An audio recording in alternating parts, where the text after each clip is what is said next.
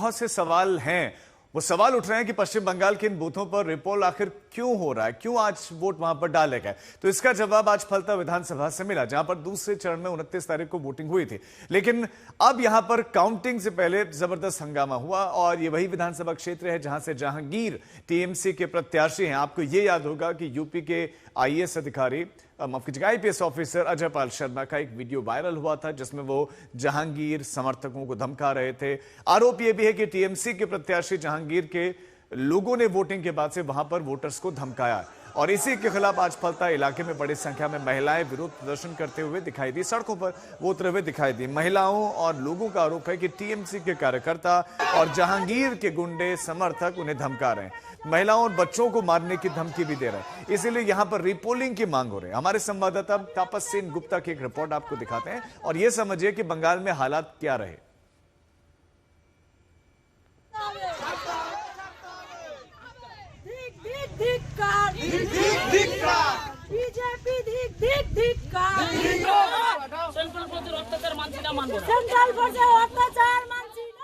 फलता के हाशिम नगर में एक बार फिर विरोध प्रदर्शन किया जा रहा है। यहाँ पर यह कहा जा रहा है कि तृणमूल की तरफ से यहाँ के लोगों को डराया जा रहा है और ये हम जानकारी लेंगे। ये बताएं कि क्या हुआ है, आप लोग सड़कों पे क्यों हैं? येस्टरडे मैंने कल यहाँ का जो मुखिया है इजराबिल चौकदार, तृणमूल का आदमी है, वो 10-15 आदमी को लेकर बाइक में गांव के अंदर घुसा, लड़कों को मारा। जो टीएमसी किया, ये कब रात को हुआ? ना, दिन में, सुबह लड़कों भी मारा, लड़कियों भी धमकी दिया और बोला जे बच्चों लोगों को काट कर फेंक देंगे। कौन धमका रहा है? जहांगीर का लोग, ये इधर जो पंचायत प्रधान है इजराबिल जो है, जो अरेस्ट करने को लिए बोला था, अभी अरेस्ट नहीं हुआ। वो अभी तक अरेस्ट नहीं हुआ। तृणमूल पार्टी इन लोगों को धमका रहा है, डरा रहा है हम लोगों को, सबको। अब तक नहीं विचार मिला हम लोगों को, 2 घंटा हो गया, अब तक नहीं विचार मिला और पुलिस ठेल रहा है। अब तक पुलिस मारने को रेडी हो रहा है। देखिए, तो आप देख सकते हैं कि यहाँ पर लोग भारी तादाद में यहाँ पहुंचे हैं और यहाँ विरोध प्रदर्शन कर रहे हैं। यहाँ पे सड़क भी जाम किया गया था, लेकिन भारी मात्रा में यहाँ पर केंद्रीय सुरक्षा बल पहुंच चुके हैं और यहाँ देख सकते हैं कि पुलिस की भी बड़ी भारी तैनाती है। और यहाँ जो बताया जा रहा है कि तृणमूल कांग्रेस के खिलाफ ये आरोप लगाया जा रहा है। आप देख रहे हैं कि डिप्लॉयमेंट कितना हैवी किया गया है, ज्यादा फोर्सेस को यहाँ पर लाया गया है ताकि स्थिति का हाथ से बाहर ना निकले। रास्ते के चारों ओर अभी सेंट्रल फोर्सेस को डिप्लॉय किया गया है। बंगाल पुलिस के रैफ यहाँ पर आ पहुंचा है और जो यहाँ के लोगों का आरोप है कि लगातार पिछले कुछ दिनों से तृणमूल कांग्रेस के कुछ नेता उन्हें धमकी दे रहे थे। किसी ने जहांगीर का भी नाम लिया और ये चाहते हैं कि इनके यहाँ पर रीपोल आज नहीं हुई है और आने वाले दिनों में रीपोल हो, इसी की मांग को लेकर ये आज सड़कों पर आए हैं और जबरदस्त प्रदर्शन कर रहे हैं। लगातार अलग अलग समय पे इस रास्ते को जाम किया गया था और उन्हें रास्ते से हटाया गया है और उन्हें वापस भेजने की कोशिश में लगी हुई है सेंट्रल फोर्सेस। और पुलिस की ओर से कहा गया है कि कानून व्यवस्था की सख्ती है, अगर इनके खिलाफ कार्रवाई की जाएगी अगर वो लगातार इस सड़क को जाम रखते हैं तो। लेकिन लोगों का मांग है कि तुरंत उन नेताओं के खिलाफ कार्रवाई की जाए और इस बूथ में रिपोलिंग का ऑर्डर दिया जाए। वीडियो जर्नलिस्ट अर्गो घोष के साथ तापस सेन गुप्ता, आज तक फलता। अब सवाल यह है कि फलता सीट पर क्या चुनाव आयोग फिर से मतदान करवाएगा, यह सबसे बड़ा सवाल है। पश्चिम बंगाल के चुनाव आयुक्त का कहना है कि पुनर्मतदान वोटिंग के आकलन पर किया जाता है और राज्य के पर्यवेक्षकों ने यह आकलन करके रिपोर्ट केंद्रीय चुनाव आयोग को भेजती है। अब रीपोलिंग का फैसला केंद्रीय चुनाव आयोग ही करेगा। तो चुनाव आयोग को फलता की चुनावी रिपोर्ट मिल चुकी है। ऑब्जर्वर ने चुनाव आयोग को यह रिपोर्ट सौंपी है कि अब चुनाव आयोग को यह फैसला करना है कि फलता में फिर से वोटिंग होगी या फिर नहीं। फलता में 30 से ज्यादा केंद्रों पर पुनर्मतदान की मांग की गई है।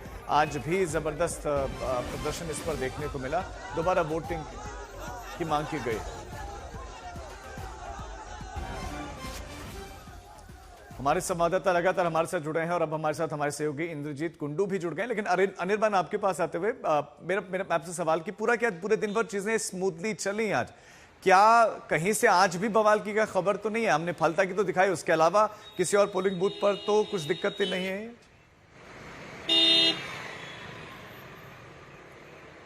जी हाँ, देखिए आज बहुत सुस्त तरीके से जो है कि आज की मतदान हुई है और करीब 15 बूथों में हमने जैसे कहा कि पहली 11 बूथ जो है कि पश्चिम मोगरा हाट की और साथ में 4 बूथ डायमंड हार्बर की, सभी बूथों में बहुत सही तरीके से सेंट्रल फोर्स की डिप्लॉयमेंट थी। उसके साथ साथ ईसीआई ने भी कड़ी नजरदारी निगरानी चलाई है और उसके साथ साथ अभी तक कोई पार्टी की तरफ से और साथ ही साथ कोई उम्मीदवारों की तरफ से भी किसी तरह की कोई कंप्लेन आया नहीं है। यानी कि अभी तक की जो खबर है 15 बूथों में बहुत अच्छी तरीके से ये जो है कि मतदान सूची हुई है और उसके साथ साथ करीब 85% से भी ज्यादा वोट इस वक्त पड़ चुकी है दोनों केंद्र की रीपोलिंग में। यानी कि हम जान सकते हैं कि कहीं पे इतने लोगों की इतने मतदाता आए हैं और जैसे फेज 1 फेज 2 में हुआ वैसे रीपोल में भी बिल्कुल रीपोलिंग में भी हमने देखा कि मतदान केंद्र बिल्कुल भरे हुए दिखाई दिए।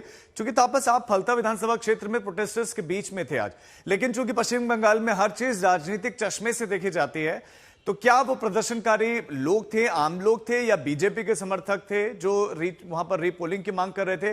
जो रिपोर्ट भेजी भी गई है केंद्रीय चुनाव आयोग को, उस रिपोर्ट में क्या क्या लिखा गया है?